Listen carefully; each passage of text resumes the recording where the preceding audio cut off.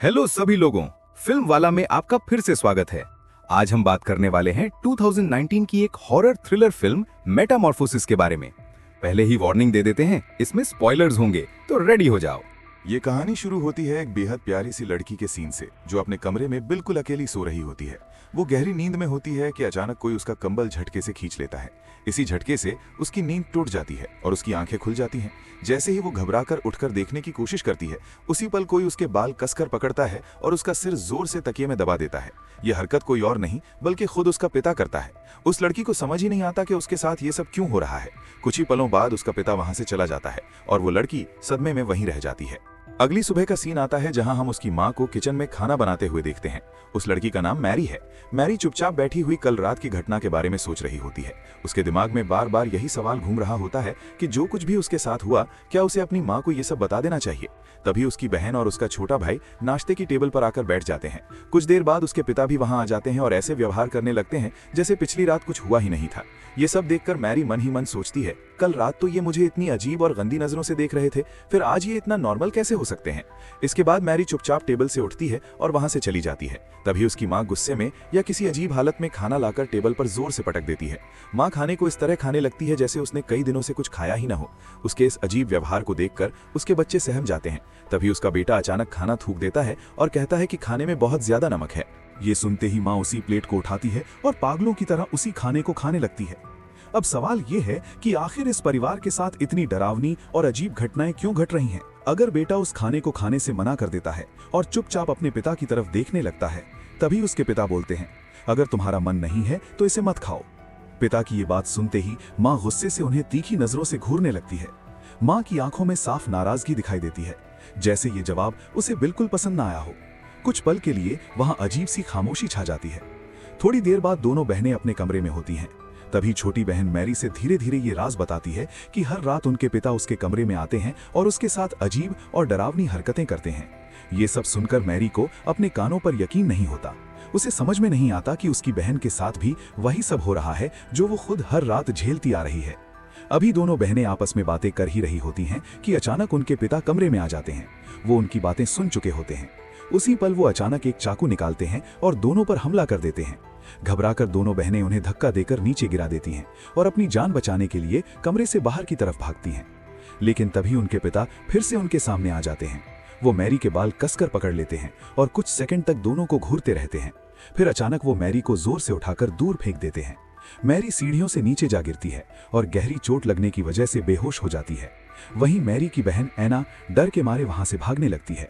जब वो पीछे मुड़कर देखती है तो उसे एहसास होता है कि उसका पिता उसके पीछे नहीं आ रहा है। इधर उनके पिता स्टोरेज रूम की तरफ जाते हैं और वहां से एक हथौड़ा उठाकर बाहर निकलते हैं। उसी वक्त उधर मैरी को भी होश आ जाता है। वो घबराई हुई अपनी बहन एना को ढूंढने लगती है। तभी अचानक उसे एहसास होता है जैसे कोई उसके पीछे खड़ा है। जैसे ही वो पलटकर देखती है, सामने उसके पिता हथौड़ा हाथ में लिए खड़े होते हैं। वो हथौड़ा उठाकर मैरी पर वार करने ही वाले होते हैं कि तभी एना जोर से चीख पड़ती है। एना की आवाज सुनकर पिता एक पल के लिए रुक जाते हैं। इसी मौके का फायदा उठाकर एना एक बैट उठाती है और अपने पिता के चेहरे पर पूरी ताकत से मारती है। लेकिन हैरानी की बात यह होती है कि उसके पिता को जैसे कुछ महसूस ही नहीं होता। इसके बाद वो एना पर भी हथौड़े से हमला कर देते हैं। एना जैसे ही खुद को बचाने के लिए नीचे झुकती है, हथौड़ा जाकर सीधे दरवाजे से टकराता है। तभी नीचे से किसी के ऊपर आने की आवाज सुनाई देती है। यह आवाज किसी और की नहीं बल्कि उनके असली पिता की होती है, जो सीढ़ियों से ऊपर आ रहे होते हैं। पिता की आवाज सुनते ही वो आदमी हथौड़ा फेंक देता है और दूसरे कमरे में चला जाता है। जैसे ही पिता ऊपर पहुंचते हैं, वहां का नजारा देखकर वो घबरा जाते हैं। वो अपनी बेटियों की तरफ देखते हैं जो डर के मारे उनसे पीछे हट रही होती हैं। तभी उनके पैरों के पास वही हथौड़ा पड़ा होता है और उनकी नजर दीवार में बने एक अजीब से छेद पर जाती है। पिता गुस्से में दोनों बेटियों से पूछते हैं कि क्या तुम दोनों यहाँ लड़ाई कर रही थी, लेकिन दोनों चुप रहती हैं, कोई जवाब नहीं देती। तभी उनका भाई कमरे से बाहर निकलकर उनके पास आता है। मैरी और एना घबराकर उसे वहां से भाग जाने को कहती हैं। उसी पल एक औरत वहां आती है और जमीन पर पड़ा हथौड़ा उठा लेती है। ये औरत कोई और नहीं बल्कि उनकी मां होती है। पिता जैसे ही अपनी पत्नी को देखते हैं, वो अचानक उन पर हमला कर देती है। पिता उसे रोकने की कोशिश करते हैं, लेकिन वो औरत उन्हें धक्का देकर नीचे गिरा देती है। मां के चेहरे पर एक बेहद डरावनी मुस्कान होती है। वो टूटे हुए कांच पर पैर रखती हुई बिना किसी परेशानी के अपने कमरे की ओर चली जाती है।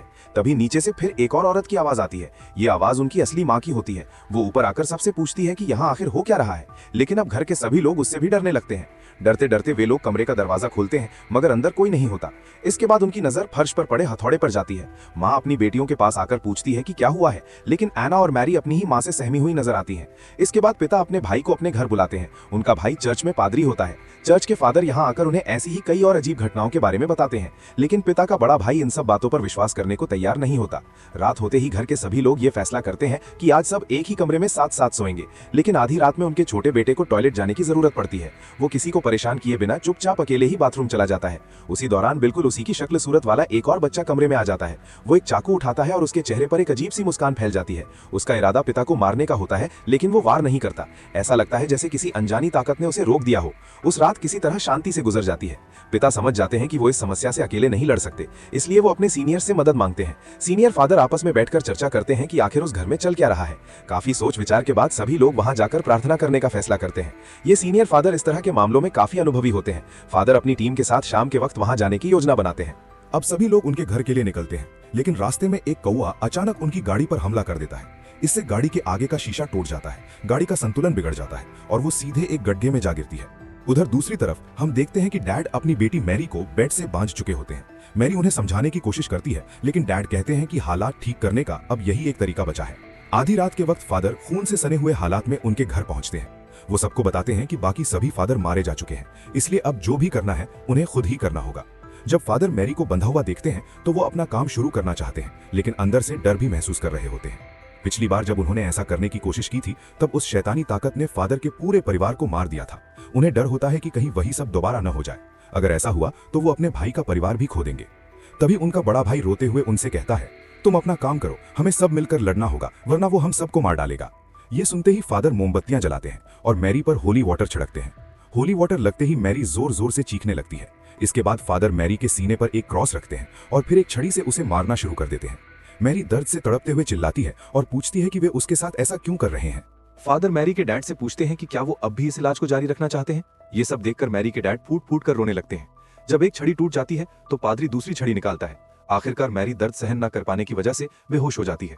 वहीं दूसरी तरफ हम उस जगह का सीन देखते हैं जहां रास्ते में आने वाले फादर का एक्सीडेंट हुआ था। वहां पुलिस की टीम पहले ही पहुंच चुकी होती है।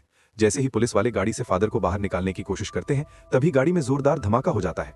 इस पूरी भीड़ में मैरी के डैड का भाई भी मौजूद होता है। तभी सच्चाई सामने आती है। जिस आदमी को हम अब तक मैरी के घर पर पादरी समझ रहे थे, वो कोई फादर नहीं बल्कि खुद वही शैतान था। इसी वजह से वो मैरी को बेवजह इतना दर्द दे रहा था। अब ये सब मैरी की माँ से और बर्दाश्त नहीं होता।